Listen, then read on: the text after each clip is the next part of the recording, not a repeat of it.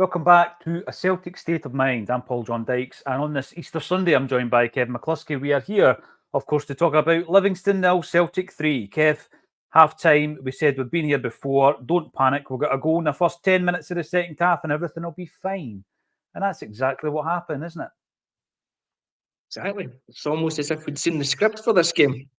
You know, we've seen it time and time again this season, that level of first half where we've dominated teams and just not been able to get the breakthrough. Some games you come away at half-time with the jitters, you're a wee bit concerned about the second half, but not today. It was really comfortable in the first 45. All we needed was the goal. As he said, we get one in the first 10 minutes of the second half and it's game over. And that's exactly how it played out. Just a really comfortable 90 minutes of football. We've got the 3 goals. Matt O'Reilly's back in the goals. We've got a bit of goal difference in Rangers going into next week. So what more could you want from an Easter Sunday? More eggs, of course, after this is finished. More eggs, aye, of course. There's always something, Paul, always something. And then you'll have your Wicker Man festival this evening over in Hungary, of course. For me, at half-time, we spoke about the fact that we completely dominated the first half. There was issues, I think, with the final ball. On a number of occasions, it was slack. We didn't have that killer instinct, in the final third. And, we were looking at guys like Rio Atati and they were sharpening their sights and having a few shots on goal. You looked at Kyogo, really good effort, should have had a penalty. We spoke long and hard about that at half-time, and it's worth pointing out. These things are important, particularly in a tight title race like this, Kev, when it comes down to goal difference. Often, it can come down to goal difference. And, of course, today we're a goal better off now than our main challengers in this title fight. And I think at half-time, the frustration for me was if you go in at half-time a goal up, it completely changes the dynamic of that match. And the stats will show you, the data will show you that you're going to win the game more often than not if you're ahead at half-time. And I mean, obviously, all this information is generated into things like betting odds and all that kind of stuff. And that's why if you go the opponent up at half-time, Celtic to win the game or whatever it might be, the odds are really, really long. But we went in at nothing each. And I think the main thing was, Kev, was about no panic. We didn't really do much different in the second half, but I do think the tempo was better. Yeah, we didn't have to change anything in the second half. Everything we did in the first half was working fine, apart from the final ball. So it was just a case of measure that pass a little bit better, beat your man or take a man on rather than maybe trying to play a pass, or just do something a wee bit different. But there was no need to really change the way that we were playing because we were controlling the game. Absolutely. To touch on the penalty incident, like you say, it's very much about the timing of that incident. Yeah. Because it's 5 minutes before half-time. So, like you say, if we get that goal 5 minutes before the break, it's like the perfect time to score. You've taken the lead. You've knocked the stuffing out of Livingston. Any hopes that they had of getting in at 0-0 at half-time, because we only look at it from a Celtic point of view. But from a Livy point of view, they're going in 0-0 at half-time. Martindale could be saying something to them in the second half. They've got a plan as to how to play this that we're not aware of. So that penalty, if we get it, and the resulting goal, if we score it, completely changes the game. So it's a massive decision to not get it. But we didn't let it really bother us that much. I think, if anything, we made it work in our favour, because for the final 5 minutes of the half, we were up for it a bit more. The passing was a wee bit crisper, and that's all we did in the second half. We just, upped that intensity a little bit. Passing was that wee bit more precise. We got Kuhn on the ball more, and he sets up the first goal, that direct running, taking his man on. And yeah, it was a very well managed game, which was something that we were doing earlier on in the season. We were managing games, and we managed to do that again today. And it was really, really comfortable for basically the full afternoon. At no one point did you ever think this was in doubt or we wouldn't get the 3 points. So yeah, a really solid, almost perfect performance in one sense. Kev, you're right in what you say there, because we spoke about it earlier in the season where Brendan Rodgers was killing games for 25, 30 minutes where nothing much was happening, but we were never under the cosh, and we controlled it without creating a great deal. It wasn't great to watch, and we said that at the time, but we were managing games, weren't we? And I think The first example of the season we saw that in was the 3-1 game up at Pittodrie. And that was the game that I think we looked at and we thought, we weren't doing anything that, amazing at 2-1. And we kind of managed it and killed the game and killed the tempo for 25 minutes. Then I think it was Yang that came on and set up the third goal for Matt O'Reilly at the end. And, it was a comfortable enough win. That seems to have disappeared at some stage, maybe for the middle third of the season where things were up in the air a wee bit. But you're right, we were good at that. And hopefully now that we've got most of the strongest 11 back, we can return to it, because there are games where you need to do that. And I think Brendan has spoken about it, whereby with Ange Postecoglou, no one got a breather. It was intensity. I know it was the we never stop mentality, but it was intense, high tempo, every single kick of the ball. We'll rest at full time, that famous mic'd up training session. And that was the mentality and the philosophy of Ange Postecoglou. We don't play like that now. I think that maybe for the first couple of weeks and months, we wanted a return to that. And we've maybe admitted to ourselves it's not going to happen. But what Rodgers does tend to do is what we've just said there. There's sections of the game that, you're blocking it off. And it's almost as if you can get a breather as a player. Whether or not it's good to watch, I'm not too sure. But if you're winning 3-0, I think you can hold your hands up and say, right, that's worked. I'm bringing this up from Mark because people were asking in the pre-match why we had two centre-halves on the bench. But what you've got to remember is when Brendan Rodgers was asked at the end of the January transfer window about his concerns about letting Bernardo go and having one left back at the club and Greg Taylor, and Mark brings up Greg Taylor, did get some heavy treatment in the second half, came through it well. You've got to remember that Brendan actually regards Liam Scales now as the backup left back, even though Tony Ralston was getting warmed up, to come on and play out the position. Because when he was asked the question in the press conference, Brendan Rodgers name-checked Liam Scales and says, we're okay, we're covered at left back. So I think the two centre-halves on the bench was with that in mind. If Taylor had to go off and Scales had to go to the left, you've still got somebody to bring on, i.e. Welsh or Nawrocki. And if you wanted to bring Carter Vickers off at any point in the game, Kev, just to manage that injury and his recuperation, you had another centre-half. So that actually only occurred to me during that second half there when Taylor seemed to be getting targeted, as you say. Thank you to Joseph McGonigal for supporting the channel. You can support the channel in many ways. Subscribe to us on YouTube. That's all free. Loads and loads of content coming up. A week on Monday, I will be joined on my wandering paradise by Tino from the Celtic Exchange. Tino and the boys have been putting together a great series on the takeover. If you haven't done so already, get it checked out. This is Celtic fans putting together some of the best kind of content you'll see on the platform. So go and check it out. And Tino will be joining me for a wee wander round the park on a week on Monday. So I'm looking forward to that as well. And you can also get involved in the blog. The blog is something that, Kev, you've been very much involved in over a period of time. It's been there for a long time. But James McKenzie is very prolific on there. And we cover every aspect of Celtic on a daily basis. So get all your Celtic news on the blog, your Celtic streams on the daytime bulletins, and then your fully produced content will also be on the YouTube channel as well. Jamie comes in to say, great second half. Kuhn looks the part. He has finally settled in by the looks of him. I hate to mention anything negative, but Scales is a problem, says Jamie. He's had me nervous all game. He is better when back to wall defending, which may be needed next week. We've got to remember he's just back from injury as well, though, Kev, to be fair to him. Yeah, he might need a game or two to settle back in and get back up to speed.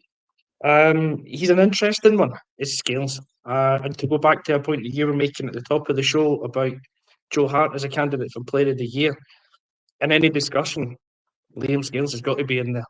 I think, given the, don't want to call it meteoric rise, but the rise that he's had this season from being a boy that, to repeat ourselves, every one of us would have driven him to an airport to get him out the club in the summer because we didn't see a future for him to being a mainstay in the heart of the defence. He has come on leaps and bounds this season. He's definitely a player with a lot of rough edges, though. He's not a perfect centre-back. There was a few times today where, he looked a bit maybe slow, laborious on the ball. He got caught in possession a couple of times. But in general, I felt he was pretty solid. And as he says, he is just coming back from injury as well. It's a it's a dodgy surface. You've got to highlight that because it's not an easy one to play on. You saw it so many times, the ball's holding up on that rubber crumb. It takes unnatural bounces and all that. So I will make a few excuses for that.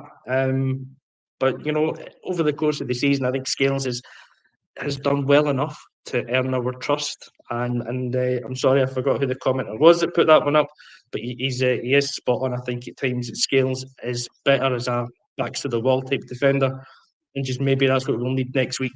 Somebody that's just focused on clearing his lines, and he could be a big player for us next week.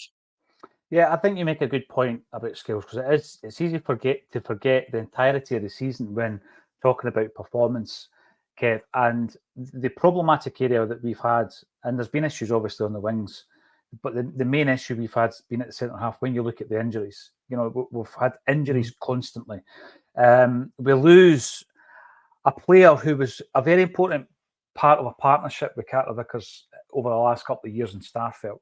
And I think what we did in the summer is we decided we would buy a replacement, and then we would buy someone who I don't think was bought as a first pick in Lagerbielke. I think Lagerbielke was that kind of younger player, Kev, that we could develop and then give him game time. And I think the plan, when you look at it now with a bit of hindsight, Nawrocki was a replacement for Starfelt, 4.3 million quid.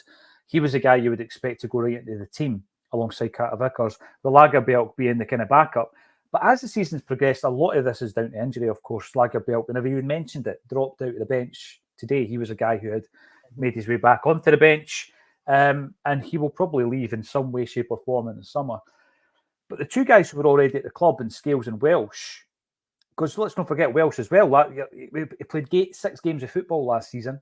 He was also written off. So those two guys, if they'd gone in the summer, I don't think many of us would have complained. I think, that's safe to say. Not many of us would have complained. But what's happened this season is Welsh has ended up getting a long-term deal under Brendan Rodgers, and Scales has had this resurgence that we cannot downplay. I mean, it was called, the best. What was it Brendan Rodgers said about him in his career? He said it was the best kind of like comeback he's ever seen in his career. It's unusual. Yeah.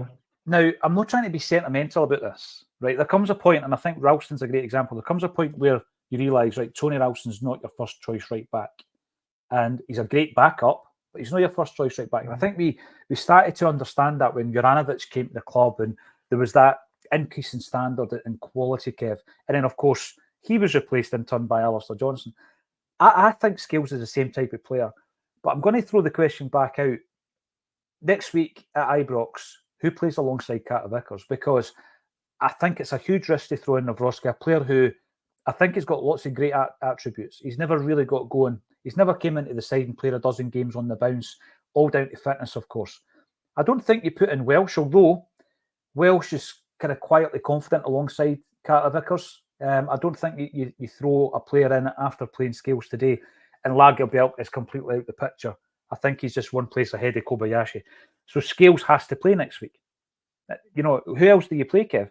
Tell me the argument in the comments section. Feel free to prove me wrong. Who do you play? Mm-hmm. Yeah, I don't think there is another option. Scales is the centre-back that's played the most amount of matches this season. So you're not going to take him out for your biggest game of the season. You've trusted him this far.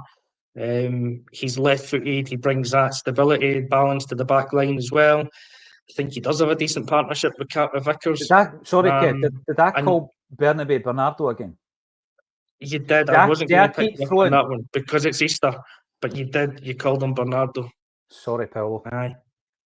It's a bit of slap in the face for our Portuguese loanee. Especially after that goal he scored this afternoon, Paul. I keep doing it as well. Easter eggs, I think, for that. I keep doing it. I know. Aye.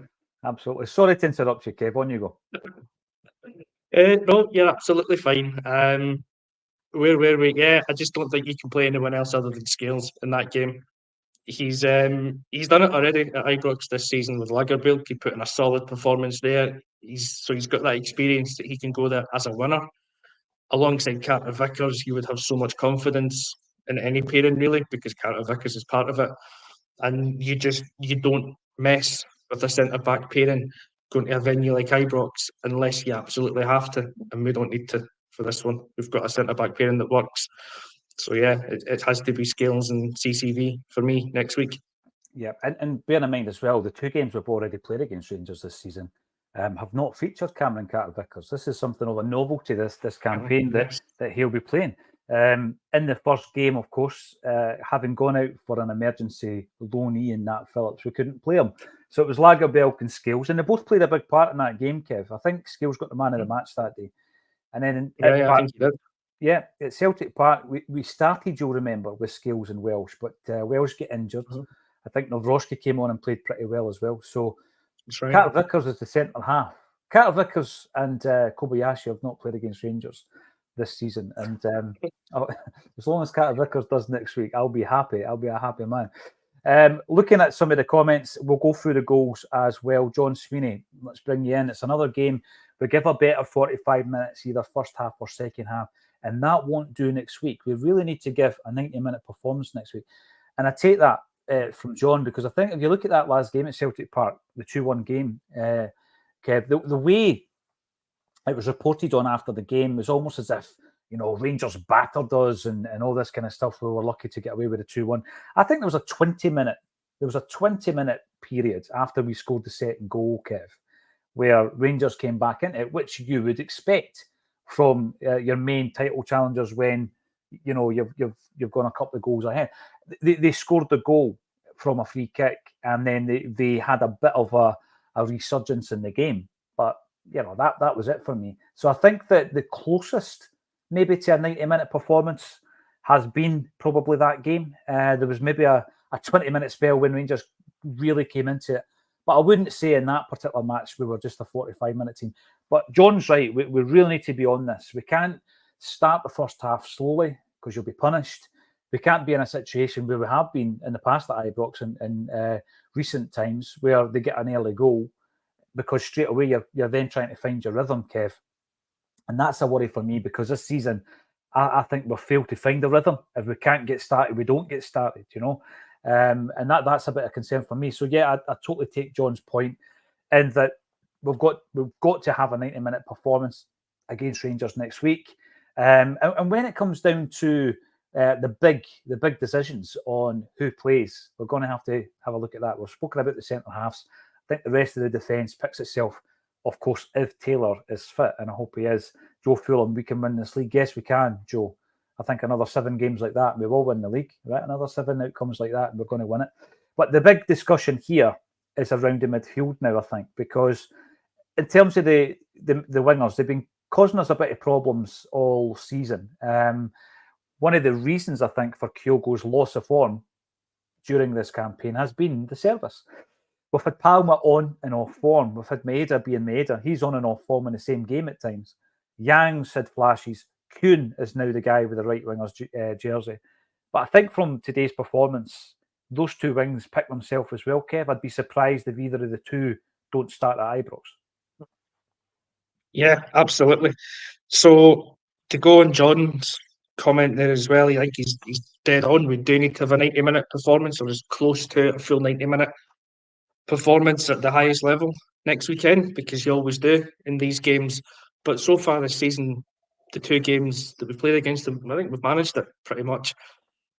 You could argue the toss that we got a little bit of luck in the first game, that their disallowed goals were correctly disallowed, because we've seen in other games that those decisions might go against us, and if they do, that changes the game. But that first game, apart from that maybe first 5-10 minutes when they did score the offside and disallowed goals, I don't think they really troubled us all that much, in a sense. We were able to cope with everything. We silenced their crowd, basically, in that game. We stopped them from playing. So if we can have a strong start, and that is huge for us next week. If we have a strong start, we silence their support. We don't need to score to do that. We just need to stop them from playing a wee bit. Then I think we stand a really good chance. If we get McGregor back in the midfield as well, that would be a massive, massive help to us in doing that. Don't fear going there next weekend, because I think when it comes down to the big games, we've got players that have got the mentality to see us through. And the last game at Celtic Park, I mean, I watched that with a couple of mates that have got no skin in the game, as you say. They're not Celtic fans, not Rangers fans, and they watched it going, that was pretty comfortable for you guys. Don't know why you were so worried, because at times I was, because I'm emotionally invested in it. But no, it's fine. You've got this. So I think we don't need to go there with any fear. We can definitely get the result that we need. And to go to your point there, who plays in the wings? I think it has to be Kuhn and Maida. Maida's done it so many times against Tavernier. He's got that ability to pin him back because he puts in that defensive shift. He'll track him all over the park, and he's got the pace to get in behind him. And for me, Kuhn is one of our on-form players at the moment. You've seen him again today. Every time he got the ball, he was so direct. He's got the quick feet. He can take players on. He can hit the byline. He can come inside.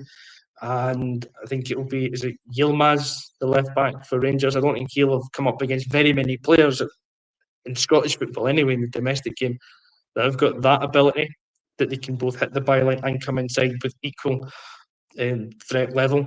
So I think he could be key to next weekend if we can kind of feed him. But yeah, I'll go with both of them, the two that started today. And then you look at the bench, or what you would suspect to be the bench for next week. James A. Forrest, he's got all the experience that can come off the bench and lead us through, hopefully, to the end of a successful game. Yang can offer that unpredictable threat as well. We've got options there. So maybe it's because we're off the back of a 3-0 win, but I'm buoyant. Looking forward to that game next week. I'm pretty confident that we can get the result that we need, whether it's a win or a draw, because that will do us as well, I think. I'm fairly confident that we've got what it takes to not lose. No, I like your confidence, Kev. I've got to say, there are a few discussion points in relation to the midfield. We'll get to them as well. We'll also talk about the goals that were scored today.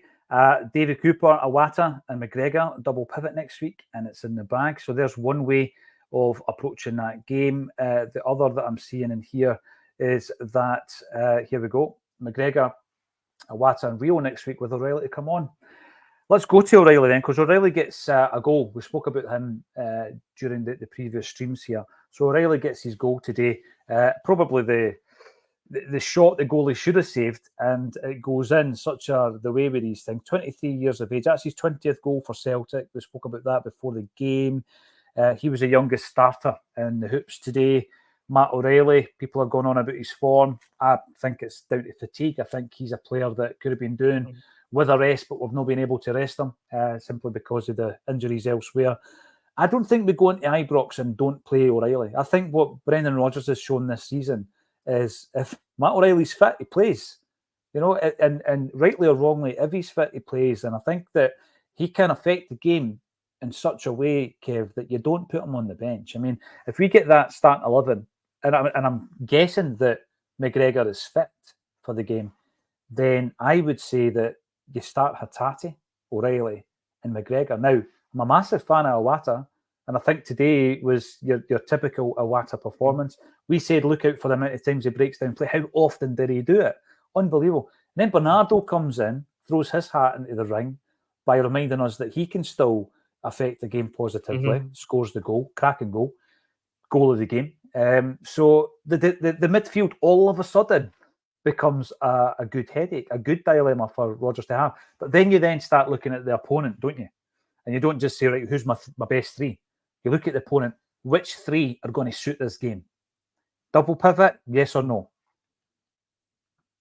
I mean, yes, for this one. I don't think we've really done it in the previous games this season, but I think maybe for this one, because of what it means. You know, they've got that thing now. If it's at Ibrox, it's 50,000 Rangers fans there. They're up for it. They usually come out in these games and go hell for leather for the first 5-10 minutes of the game. So I think we'll need to have a bit more defensive cover in midfield. You look at who they'll have in the midfield as well, like guys like Lundstrom that will just go in. They're kind of defensive-minded, physical players who don't mind taking a body or two if they have to. So I think we need to be able to cope and match that. So I'm leaning more towards Iwata, McGregor, and another.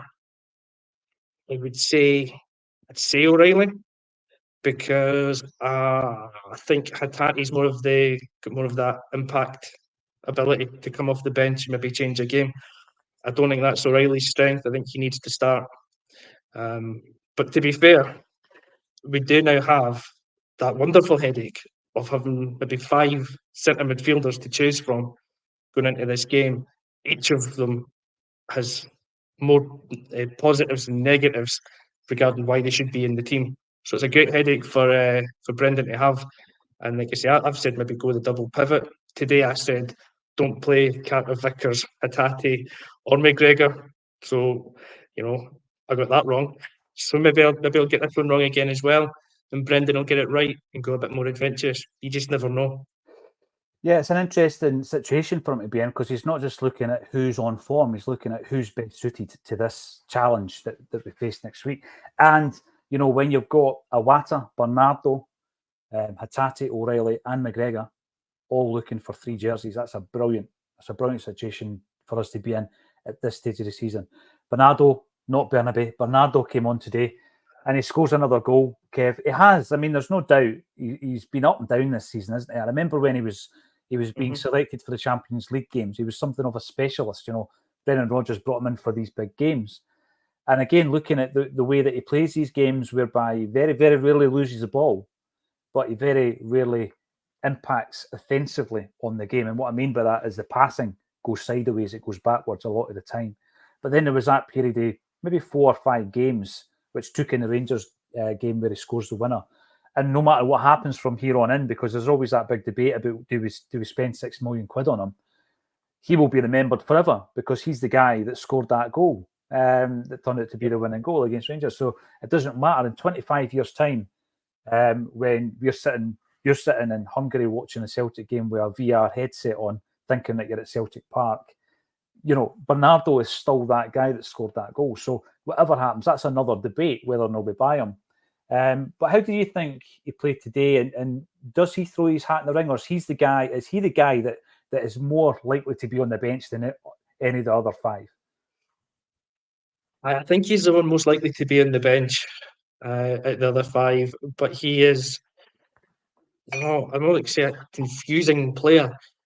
He's hard to get and hard to judge. An enigma. Because an enigma. I didn't want to use that word because I've used it before about him. That's my purple patch phrase. I was trying to avoid it. But yeah, he is that enigma though, because he did play the big games in Europe. And I thought Atletico Madrid game at home, he was tremendous in that game. The amount of work rate and effort he put in, the amount of passes he was blocking off, that kind of unseen work that he did. I thought he was great at it. But then you put him in the domestic games, and for long enough, he wasn't making any impact in them. He wasn't doing anything. Then he has that bit of form over kind of Christmas, New Year. He's scoring goals. He scored the winner against Rangers. He will forever be remembered for that, as he said. No matter what else he does in his career, he could end tomorrow, but he scored the winner in a Celtic Rangers game. He's got that, and he's got that in him. He's scored some big goals for us. Even his one against Dundee the week before, it was a goal that put us 1-0 up and gave us a springboard to go in and win that game. He scored that goal that's clinched the game against Rangers. He's got the second goal here today that gives you the clear daylight. And I've been getting messages from one of my mates who's a real warrior, and he's like, Livingston will go up the park and score with the first shot. Bernardo scores, and that's that put to bed. It's all over with. You're confident there. So there's that little thing that at big moments in big games, Bernardo's popped up and scored goals or done something important. So yeah, he is that enigma. But he's still the one I wouldn't start. But I'd bring it. He's be great to have on the bench though, to come on and either have that work rate that you need at the end of these games, or the goal threat, because he has done it. So yeah, enigma, great word for him. Sums him up. It does. Edward Nigma. He's a riddle. That's what it is. Yeah. Any Batman fans, in you come. Danielle thinks 6 million is a lot in football when it's not. We're talking, of course, about Bernardo. I need to check myself. Not Bernabe, no. No, him, no. 6 million. 6 million. What? Easter eggs, maybe. Danielle, 6 million a lot. You're right, Danielle. You are right, but I just think there's an overcautious nature now with the Celtic board to spend money, having been burnt a wee bit by a Yeti and by Barkas. But in saying that, you know, you can just use the examples of some of the other players that were spent in and around the £5 million mark on. Starfelt was the best part of £5 million. Kyogo was the best part of £5 million. These guys, you know, they've repaid every single penny back. So we need to get away from that. And as Daniel says, if you bring in a player, I'll tell you one thing about Bernardo. If we decide to trigger that clause and bring him in permanently, it's a try before you buy. He doesn't have to settle in, Kev. You know what I mean? He doesn't need to get into the state of mind, the mentality of a winning side. You know, he knows the coaching staff, the facilities, his teammates, the crowd's expectations, all of these things that are unknowns to a player. If you go out and buy somebody for 5 or 6, if he can't handle all that side of things, he won't be a success. Whereas Bernardo has shown that he can handle that side of things. He's done it at the highest level in the Champions League and against Rangers. Therefore, it's much less of a risk, isn't it? And when we've spent £6 million on CCV and Jota, in the same way in that they were in for a year, Kev, we're looking at them. Yeah, it was a no-brainer to bring the both of them in. I was delighted that we got the two of them. Didn't expect us to get the pair of them in on that transfer window. But Bernardo's been in, and I don't think he's at their level. I really don't think he's at their level. But let's not forget, you know, we're a couple of years down the line now by the time we sign him.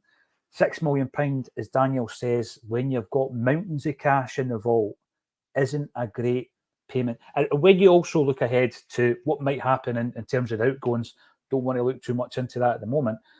£6 million is going to be a fraction of anybody that leaves this club. Any of the starting 11 that do leave Celtic, £6 million will be a drop in the ocean. So thanks very much for getting involved. Danielle? 6 million. So 6 million's only a lot for us because we've been shopping in that £23 million bracket for the last 20 years. Mm-hmm. It's not a lot of money anymore when it comes to the level of European football that we want to be playing at, certainly as fans, whether the board shares that ambition. You know, we've talked about that often enough. But it's not that much. I'd rather be saying 3 £6 million players with 2 of them making it and 1 not, than us spending the same amount of money on the 9 players that we've brought in this summer. You know, on Absolutely. 2, 3 million, £1 million players. To me, it just makes more sense because you're going to be more targeted in your approach. Because we've been burnt before, you're going to be that wee bit more cautious, perhaps, but you're going to want to make it the right signing. Bernardo, for me, I'm not sure that we should spend 6 million on him. But if the club decide to go and buy him, 6 million is the fee, so we'll pay it. You know, for me, it's just about whether he's a good fit for us long term or not. The fee almost doesn't come into it. You know, if Brendan thinks he's a player that's got a part to play in us for the next 2-3 seasons, spend the 6 million and go and get him. Because if he is that player, and he's a Portuguese under-21 captain, I think, so there's obviously something there. If he is that player, we'll sell him for 20 million in 2 seasons' time anyway. So the gamble will pay off. Yeah, he scored the other night. We actually spoke about that. He scored for the under-21s, and we spoke about how that would kind of give him a wee bit of confidence. Then he goes out there and scores another goal for Celtic. Yang, let's not forget, Yang did look good off the bench. I think on one occasion he lost the ball, but cheap play. Dilly-dallied a wee bit on it, but other than that, Mark, I thought Yang did really well when he came on. Toby Price comes in also. Fatigue. Listen to this. I worked for 6 months straight, 12-hour shifts in a shipyard before. That's fatigue. Toby, absolutely hats off to you, mate. And I'll say something else. You're right, because when I'm sitting talking about modern footballers, and I'm talking about things like, and listen, it does exist. I think my old man, Pitman, talking 12-hour shifts in the pit and all this kind of stuff, and he's like, don't tell me about fatigue. So yeah, Toby, take that, absolutely. Young Bats, the Easter commemoration was fantastic from the fans today, done right, hail, hail. And you're right to point out as well, unfortunately, it looked as though that banner was getting removed. It wasn't the fans that removed it, was it? I think it looked as though it was being removed. I mean, it was on it was being removed forcibly, yeah. Yeah, right in front. We'll hear more, I'm sure, on the socials as to the circumstances around it. Right in front of the cameras. As you say, it was a fantastic banner that was arranged once again by the Celtic fans. Brown Warrior, I think Forrest is looking sharp, by the way, and may have a part to play at Snake Mountain. So when we look at Forrest and the comments that were made around his importance to the team, the fact that he's the best winger, I think Brendan was at pains to point out the fact that he's not a guy we're going to be starting that often. You know, unless there was an absolute injury crisis, he's not going to start a game like next week, but he could play a part, as Brown Warrior says. And if you're let's say you're 2-1 up, and you've got to try and manage the game, like we said, Kev, for the last 20 minutes of the game. You look on that bench, and he is a type of guy that you're going to look at and think, I trust you to come on and do this. Now, this might divide opinion. I also put Tony Ralston in that bracket. I would trust Tony Ralston to come in. If, it looked likely that he was going to have to come on for Greg Taylor there, I can trust that he's been through this before. He's won trophies. He's a successful Celtic player. He's got the trophies in the cabinet to show that. So, yeah, I absolutely get that from Brown Warrior. Now, this is a thing. If you haven't already seen the Friday night episode of Acsom with Alan Morrison, where we have a look at the Scottish refereeing and the issues that they have that affect us as a football team, as a fan base, go and have a look at it. Go and watch it. 16,000 on the YouTube, another 4,000 or odds on the audio. And the actual tweet that we put out has got something around 300,000 impressions, many of which are people who like to come in and just slag you off and all that. Not many of them in the comments here at full time. There was quite a few at halftime. Soft Scott says they will get a penalty. Can't believe it's been so long since I've had one versus us. Hopefully it's a consolation. The reason I'm bringing this up, Kev, is not paranoia. It's not negativity. It's the bold facts of the matter. Right, so fast forward a week, and I'm taking Soft's point here. Fast forward a week, and that incident involving Devlin Kyogo happens in the Celtic box, and it's Carter Vickers going through one of their strikers. Does the referee give a penalty? A penalty, 100%. 100%. I think he does. Doesn't even go to VAR. Doesn't There's even a penalty, go to VAR. and it's Penalty. It's at least a yellow card as well. Correct. And this is what we're talking about, right? So, again, go and have a wee look at it, because all the stats are there, and Alan had painstakingly put together graphs and tables, and it really does highlight that there is an issue. The big thing I mentioned, going to have to try and get my numbers right, because somebody will pick me up on this, 372 entries into a Rangers box is required before you will get a penalty. So Rangers will not give away a penalty. The average is 172. And that speaks, I mean, it's not just Celtic versus Rangers here. We're talking every team in the league. Your average going into the box and getting a penalty is 172 times. You get into that box 172 times, you'll get a penalty. Right? That's the average. You go into the Rangers box 372 times before you get a penalty. Absolutely crazy figures. I mean, talk about having one outlier. That's only one. There are 8 that are pointed out by Alan. So get on it. How do you like Maeda's new hair? Because Tony Daverin has renamed him the Slim Mary. Hey, I get it. I absolutely get it. Nice one. Carter Vickers is a great captain. He adds a real calmness to proceedings. He absolutely does. AG, Celtic Exchange is tremendous listening. The Saving Celtic playlist is great. There are others coming as well. Tino's working on getting a few other interviews, so I'm really looking forward to those. It's a time in my Celtic supporting life that, as grisly and dark as it was, I always look back fondly on it because of what happened and how, it was the Hollywood ending, wasn't it? It was the happy ending. The Rebels have won. Go and watch it. It's a great series of interviews from Tino and the lads. And as I said before, Tino will be joining me a week on Monday to talk about Celtic and the Celtic Exchange series of interviews a week on Monday when I do my wander. Barry O'Sullivan, brilliant result and excellent performance. No injuries, yes. And more time and key players coming back into the team. On to the next one. Hail, hail. Now, hail, hail, every single one of you. You have supported us in numbers today. There was 1,800 plus on the half-time. There's been 1,300 on the full-time.